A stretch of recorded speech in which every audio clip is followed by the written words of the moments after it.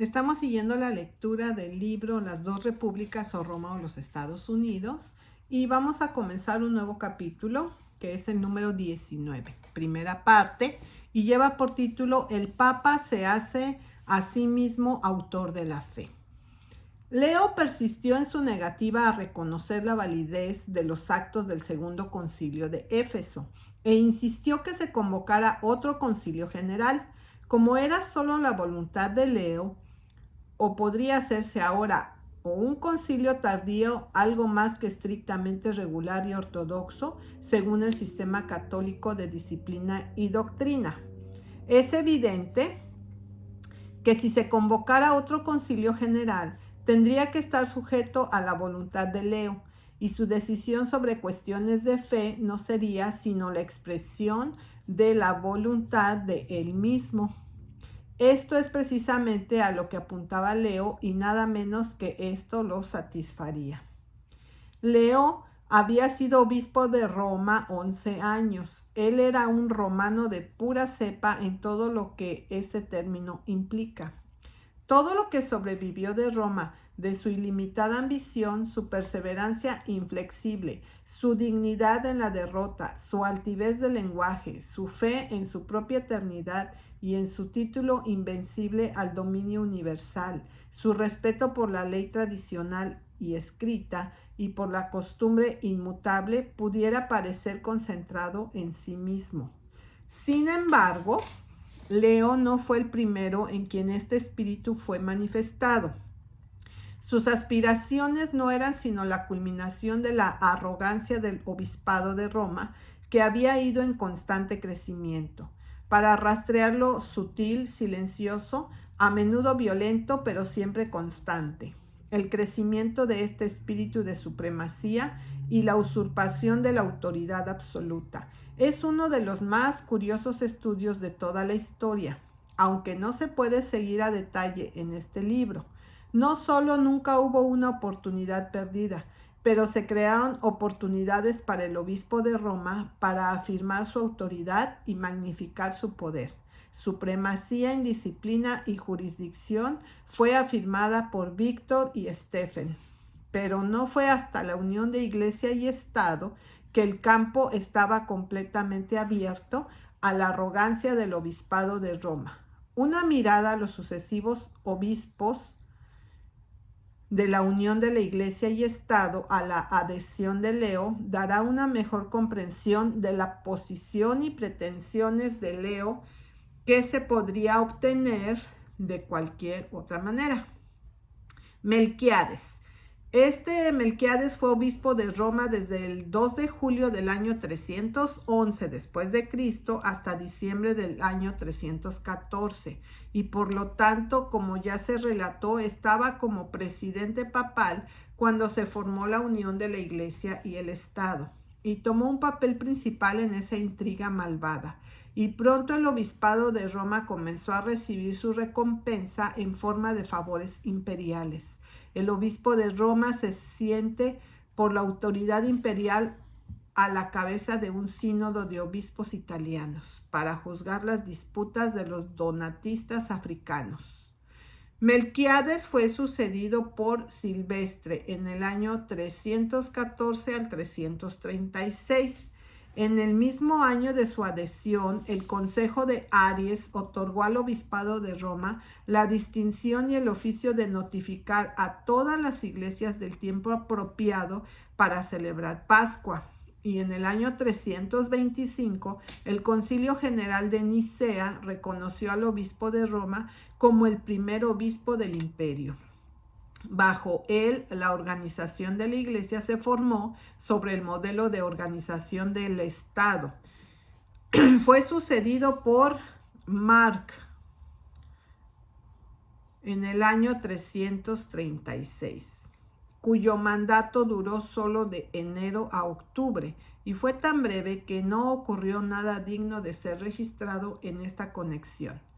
Fue sucedido por Julio en el mes de octubre del año 336 al 352, quien bajo el concilio de Sárdica en el año 347 hizo del obispo de Roma la fuente de apelación.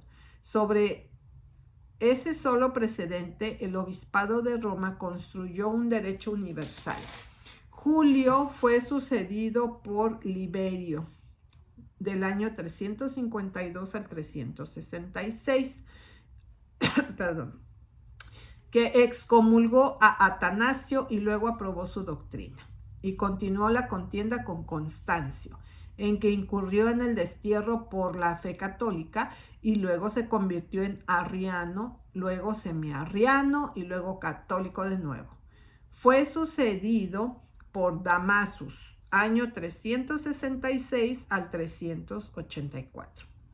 En su episcopado, Valentiniano I promulgó una ley que el obispo de Roma, el juez de los demás obispos, era el juez de los demás obispos. Un consejo en Roma en el año 378 amplió sus poderes de juzgar y solicitó al emperador Graciano para eximir al obispo de Roma de toda jurisdicción civil excepto la del emperador solamente, para ordenar que no fuera juzgado por nadie excepto por un consejo o directamente por el emperador, y que el poder imperial debía obligar a obedecer el juicio del obispo de Roma sobre otros obispos. Graciano concedió parte de su solicitud y se hizo contar para todos. Dámaso fue sucedido por Siricius en el año 384 al 389, quien dictó el primer decreto. Un decreto es una respuesta enviada por el Papa a solicitudes para él como jefe de la Iglesia, como guía en casos que involucran puntos de doctrina o disciplina. Las direcciones de Siricius en este decreto debían observarse estrictamente bajo pena de excomunión. Estaba fechado el 11 de febrero del año 385. Convocó un concilio en Roma que decretó que nadie debía presumir ordenar un obispo sin el consentimiento de la sede apostólica. Fue sucedido por Atanasius I, año 389 al 402, quien, aunque muy celoso de mantener todo lo que sus predecesores habían afirmado o reclamado, no añadió nada en particular él mismo.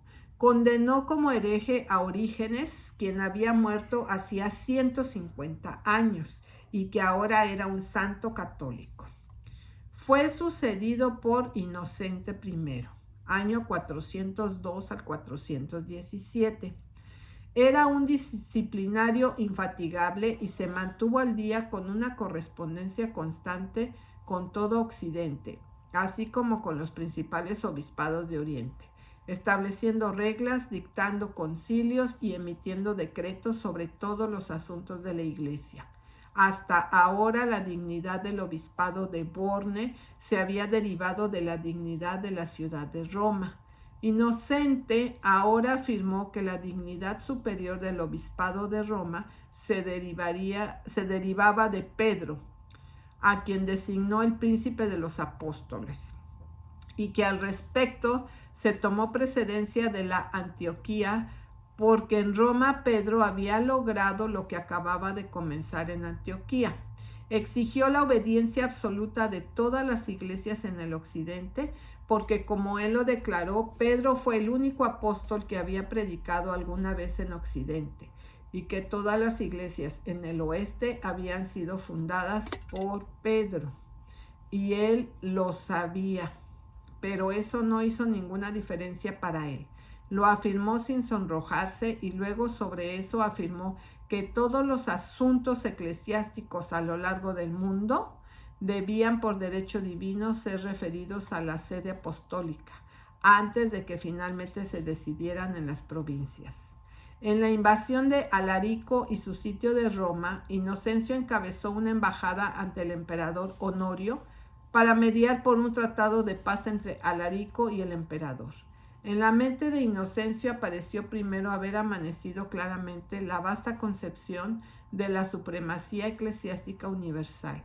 todavía oscura y sombría, pero la completó en su esquema. Fue sucedido por Zosimus 18 de marzo del año 417 al 26 de diciembre del 418. Afirmó con toda la soberbia de Inocente todo lo que Inocente había reclamado. No solo se jactaba con Inocente que a él le pertenecía el poder de juzgar todas las causas, pero que el juicio era irrevocable y estableció en consecuencia el uso de la expresión dictatorial, porque así le ha gustado la visión apostólica, como autoridad suficiente para todas las cosas que él podría elegir mandar. Y sobre esta suposición, aquellos cánones del Concilio de Sárdica que hicieron del obispo de Roma la fuente de apelación, pasó sobre los obispos de África como los cánones del Concilio de Nicea, que en realidad fue seguido por Leo y puso la tradición al nivel de las escrituras. Fue sucedido por Bonifacio I, año 419 al 422, que no añadió nada al poder o autoridad del obispado de Roma, pero con diligencia y concienzudamente mantuvo todo lo que sus predecesores habían afirmado en nombre de lo que los llamados justos derechos de la sede en las que había estado metido. Fue sucedido por Celestino I, año 422 al 432, quien en una carta escrita en el año 438 declaró: como yo soy designado por Dios para velar por su iglesia, me corresponde en todas partes erradicar las malas prácticas e introducir buenas en su habitación, por mi vigilancia pastoral, y no estoy restringido por límites, pero se extiende a todos los lugares donde Cristo es conocido y adorado. Fue él quien nombró al terrible Cirilo su vicerregente para condenar a Nestorio y para establecer la doctrina de que María era la Madre de Dios. Fue sucedido por Sixtus, año 432 al 440, quien como otros antes no agregó nada especialmente a las reclamaciones papales. Sin embargo, no arrojó ni un ápice de las afirmaciones ya hechas. Fue sucedido por Leo I el Grande, año 440 al 461. Tal fue la herencia legada a Leo por sus predecesores y la arrogancia de su propio carácter nativo, con las grandes oportunidades que ofreció durante su larga regla añadida 1000 veces. En el mismo momento de su elección estuvo ausente en la Galia en una misión como mediador para reconciliar una disputa entre dos de los principales hombres del imperio. Logró su misión y fue aclamado como el ángel de la paz y el libertador del imperio. En un sermón mostró lo que abarcaba su ambición. Retrató los poderes y las glorias del primero, Roma tal como se produjeron en la Roma católica. Las conquistas y el dominio universal de la Roma pagana no eran más que la promesa de las conquistas y el dominio universal de los católicos de Roma. Rómulo y Remo fueron los precursores de Pedro y Pablo. Roma de tiempos pasados tenía sus ejércitos y conquistó la tierra y el mar. Ahora de nuevo, por la sede del santo y bendito Pedro como cabeza del mundo, Roma, a través de ella, la religión divina dominaría la tierra. En el año 445, en el caso declarado de Leo, el dictado, viene la escritura real de Leo, en donde Valentiniano III emitió un edicto perpetuo, ordenando a todos los obispos a rendir completa obediencia y sumisión a las órdenes de la sede apostólica, observar como ley cualquiera debería complacer al obispo de Roma o de lo que él ordenara, que el obispo de Roma tenía derecho a ordenar lo que le placiera, y quien se negara a obedecer la citación del pontífice romano debería ser obligado a hacerlo por el moderador de la provincia en la que el obispo recalcitrante habitara. Esto hizo que su autoridad fuera absoluta sobre todo Occidente, y ahora decidió extenderlo por el este y así hacerlo universal. Tan pronto como se enteró de la decisión del concilio de Éfeso, convocó a un concilio en Roma y rechazó todo lo que había hecho el concilio de Éfeso. Le escribió al emperador Teodosio II, suplicándole en nombre de la Santísima Trinidad declarar nulo lo que se había hecho allí y poner todo como antes estaba. Se convocó ese concilio y así se dejó que el asunto permaneciera hasta que el Consejo General pudiera celebrarse en Italia. Leo no se dirigió solo al emperador Teodosio para tener otro consejo. Escribió a Pulchería nombrando un legado de San Pedro y le suplicó que empleara a todos su interés con el emperador para obtener la reunión de un concilio ecuménico y toda su autoridad para evitar los males que de otro modo serían ocasionados por la guerra que últimamente se había declarado en contra de la fe de la Iglesia. En febrero del año 450, el emperador Valentiniano III, con su madre Placidia y su esposa Eudocia, que era hija de Teodosio II, hizo una visita a Roma.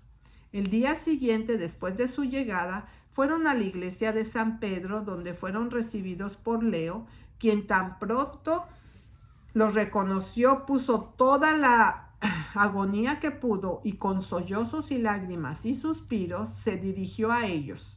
Pero a causa de su gran exceso de dolor, sus palabras fueron tan murmuradas que nada se podía entender. En ese momento las dos mujeres empezaron a llorar. Esto alivió un poco la tensión sobre Leo, de modo que con mucha elocuencia representó el gran peligro que amenazaba a la iglesia.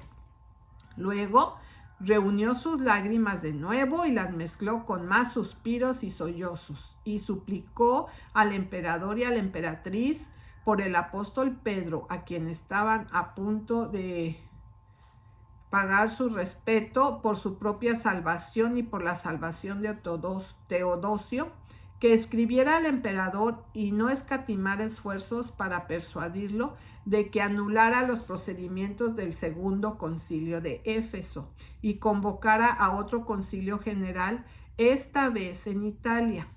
Tan pronto como lo supieron en Oriente, lo extenuante de los esfuerzos que Leo estaba haciendo para tener otro consejo general, llamando a muchos de los obispos que habían condenado a Flavio, empezó a hacer oberturas al partido de Leo, de modo que si se debería de llamar a otro consejo, podrían escapar de la condenación.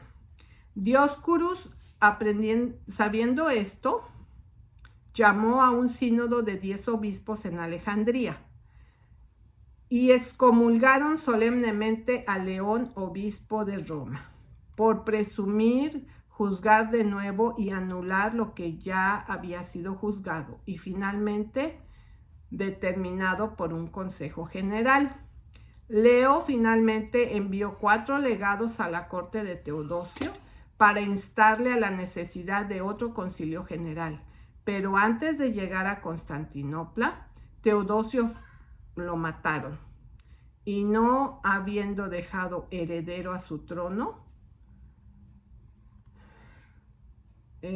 Pulchería se convirtió en emperatriz. Como no hubo precedente en la historia romana para sancionar el gobierno de una mujer sola, se casó con un senador con el nombre de Marcián y lo invistió con las túnicas imperiales, mientras retenía y ejercitaba la autoridad imperial. Lo primero que hicieron fue quemar Crisafius, La nueva autoridad recibió a los legados de Leo con mucho respeto y respondió que no tenía nada como en el fondo como la unidad de la iglesia y la extirpación de herejes, y que por lo tanto llamarían a un consejo general. Poco después le escribieron a Leo invitándolo para ayudar en persona en el consejo propuesto. Apenas se supo que Teodosio había muerto y Pulchería y Marcial estaban en el poder, que los obispos que habían endosado y elogiado a Eutiques cambiaron sus opiniones y lo condenaron a él y a todos los que estaban con él. Anatolio, un ardiente defensor de Eutiques, que había sucedido a Flavio como arzobispo de Constantinopla y había sido ordenado por el mismo Dioscoro, reunió apresuradamente a todos los obispos, abades, presbíteros y diáconos que estaban entonces en Constantinopla, y en su presencia no solo recibió y firmó la famosa carta de Leo a Flaviano sobre la encarnación, pero al mismo tiempo anatematizó a Nestorio y Eutiques, su doctrina y todos sus seguidores, declarando que no profesaban otra fe que la que tenía y profesada por la Iglesia romana y por Leo. El ejemplo de Anatolio fue seguido por otros obispos que habían favorecido Eutiques y por la mayoría de los que habían actuado en el concilio del difunto, y no se oyó nada más que anatemas contra Eutiques, a que la mayoría de los que las pronunciaron solo unos meses antes, honrando como nuevo apóstol y como el verdadero intérprete de la doctrina de la Iglesia y los padres. Por mensaje imperial fechado el 17 de mayo del año 451, un general del consejo fue convocado para reunirse en Nicea, en Bitinia, el 1 de septiembre. El consejo se reunió allí en consecuencia, pero una invasión de los hunos desde Illyricum hizo necesario que Marciano permaneciera en la capital, y por lo tanto el consejo fue trasladado de Nicea a Calcedonia, respectivamente.